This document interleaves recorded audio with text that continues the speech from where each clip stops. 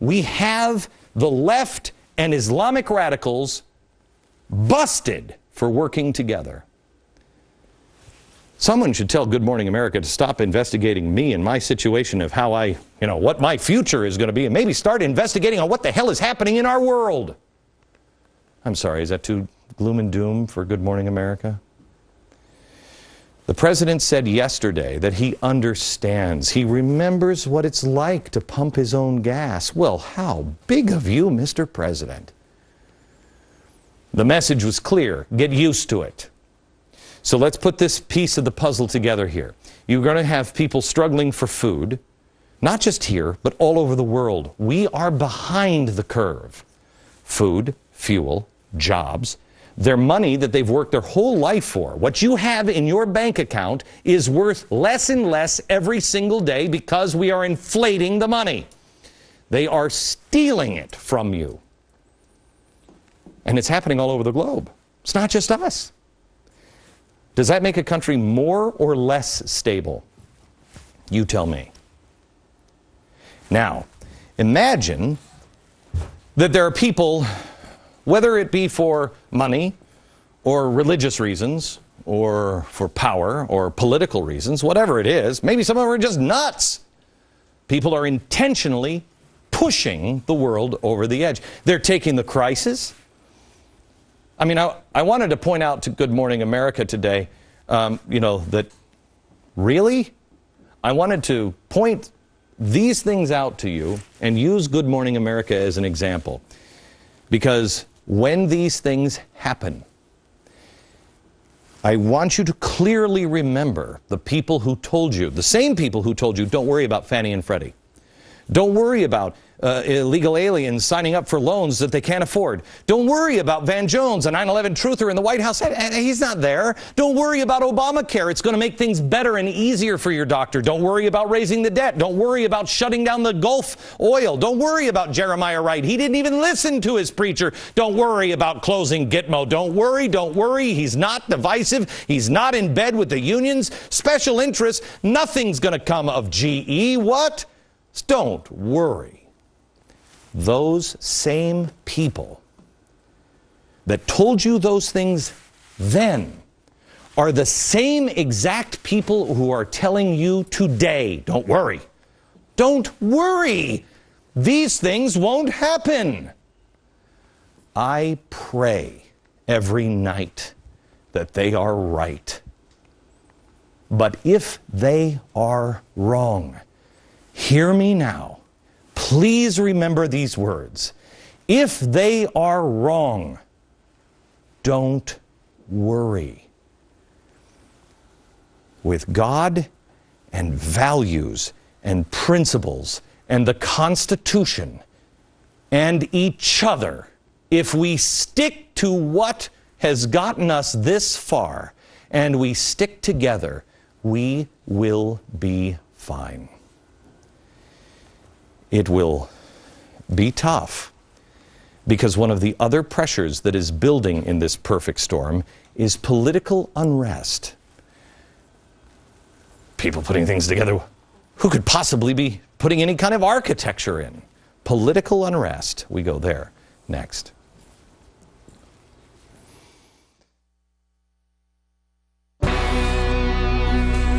I want to put these, thanks Aaron. I'm going to put the world in some boxes here, and this actually should go over here. But this is what I want you to watch. I want you to watch the world in boxes, because sometimes it's really hard to follow what's going on. I mean, we talked about food shortage, oil. I don't think that would affect anything if that would happen. Natural disasters, inflation, debt, political unrest.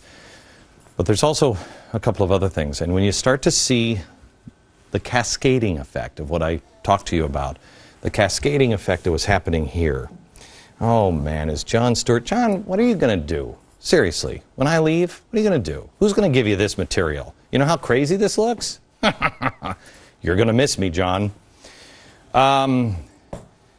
This is cascaded, and I told you it would. When Tunisia happened, I said on the 31st of January, Tunisia, it's the Archduke Ferdinand, and it will cascade. This is cascading and it's on fire. When things start to cascade elsewhere, in this region or these two, you're in trouble. You have the pressure, and I want to show you. This is cascading in this direction, and it's going to go this way. And this is radical Islam, and it's being aided here. Flip this. It's being aided by radical Islam here. This is driven by radical Islam. It's being aided by radical Islam up in Europe. It's being driven by the anarchists and the communists. Aided, driven, aided.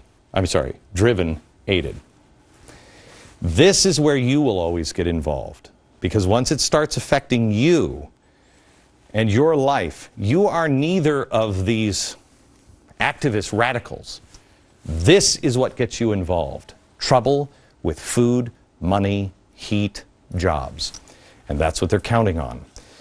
This is going to spread from France, and it is going to spread in both directions as well.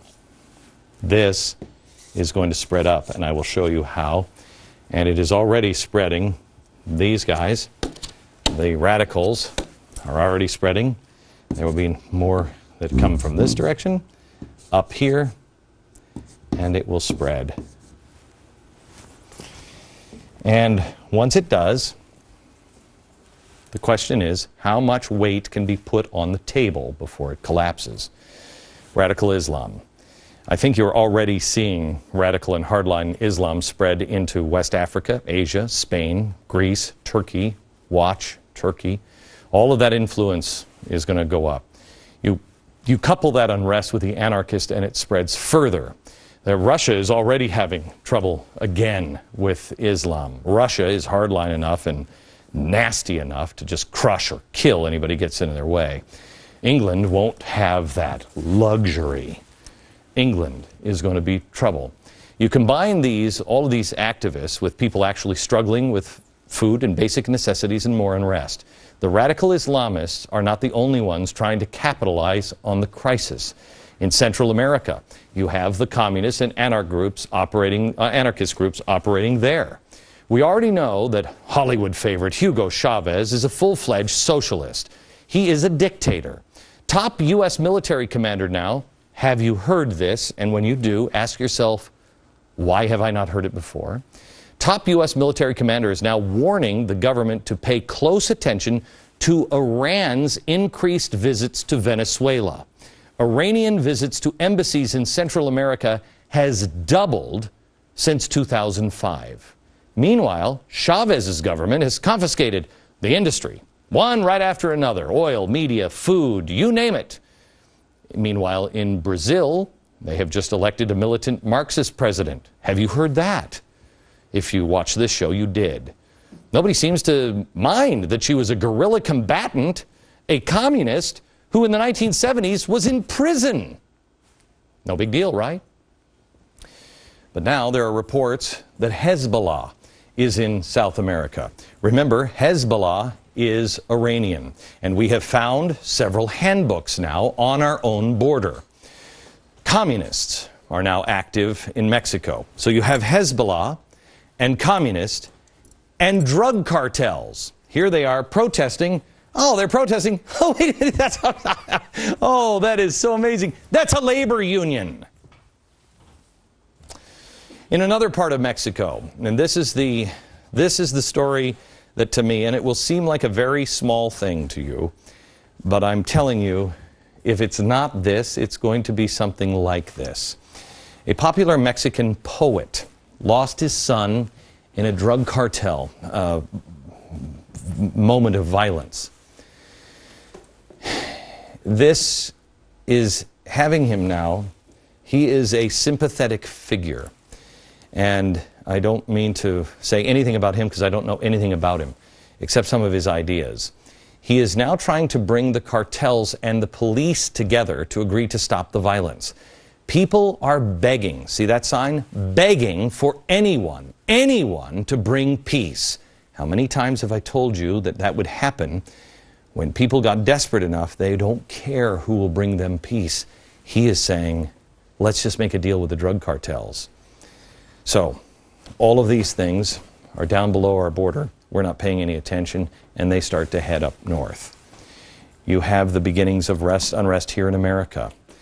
We are far, far behind the rest of the world, and that is the good news if we wake up. In Wisconsin, they are now comparing their battle to what MLK did. I'm just trying to get my arms around this. Can you imagine if I would say anything like that? He died fighting to make people, to make sure that people could be judged by the content of their character rather than the color of their skin. In Wisconsin, they're fighting to have somebody negotiate their salaries for them. I can't imagine anything more insulting than that. But it allows us to argue politics and not what's really happening.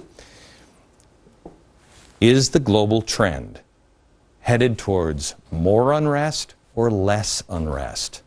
And the more unrest, the easier it is for someone to stand up and be the strong man, because people will beg, please just make it stop.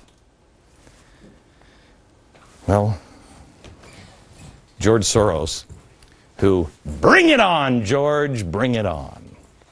George Soros, who has done his best just to be a philanthropist, old spooky dude.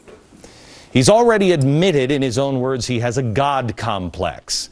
And he likes to dabble in revolutions. Well, how amazing. He is holding 2 separate conferences. 2. He's holding Bretton Woods 3. Look up Bretton Woods 1 and 2 and see what they did. See how important. Here's George Soros now saying he can hold Bretton Woods 3. What is the motive of this? Quote, to establish new international rules and a grand bargain that rearranges the entire financial order. Well, I hope we all like it. Thank you, George. May I have another? The other conference that he is holding is, ready? The National Conference for Media Reform. And the slogan of the meeting is, Real Issues versus AstroTurf, Confronting the Koch brothers. Oh, you're not going to believe this one when I show it to you. No, even if you watch this show every night, you won't believe this one when I show it to you. And again, ask yourself, why aren't other people showing this to you?